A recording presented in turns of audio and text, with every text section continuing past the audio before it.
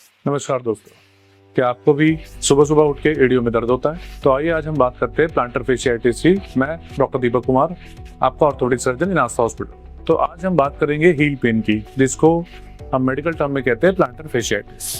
तो बहुत से लोग हैं जो पेशेंट्स होते हैं, किसी भी एज के, मिडिल एज हो या यंगर एज हो या ओल्ड एज हो, जिनको ये प्रॉब्लम होती है कि वो जैसे ही वॉक करना स्टार्ट करते हैं तो उनको हील में पेन होना शुरू हो जाता है। मोस्टली जब वो प्रोलॉन्ग सिटिंग होती है या प्रोलॉन्ग स्टैंडिंग की वजह से। हम बात करेंगे कि इसके रिस्क फैक्टर क्या है, कि किस किस वजह से ये पेन हो सकता है जो कि एडियो में होता है।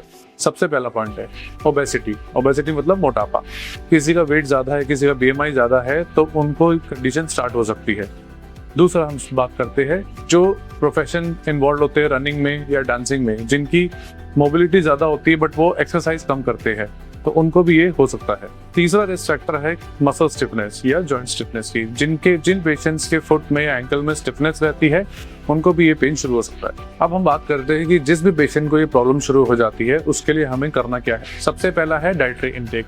जैसा कि मैं हमेशा अपने वीडियोस में बोलता हूँ कि पेशेंट की डाइट में कैल्शियम और विटामिन डी की भरपूर मात्रा होनी चाहिए। दूसरा है प्रिकॉशंस। हमें क्या क्या प्रिकॉशन लेने हैं।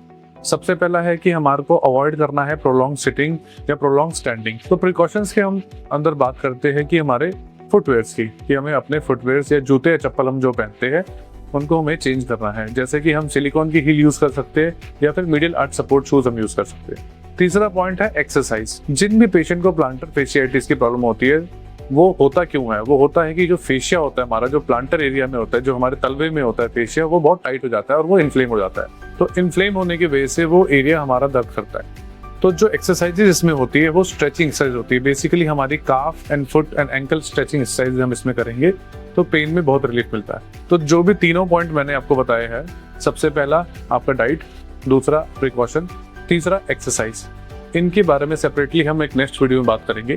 तब तक के लिए अगर आपको ये प्रॉब्लम है तो आप ये नुस्खे शुरू कर सकते हैं या फिर आप मुझसे आके मिल सकते हैं ट्रीटमेंट के लिए। नमस्कार।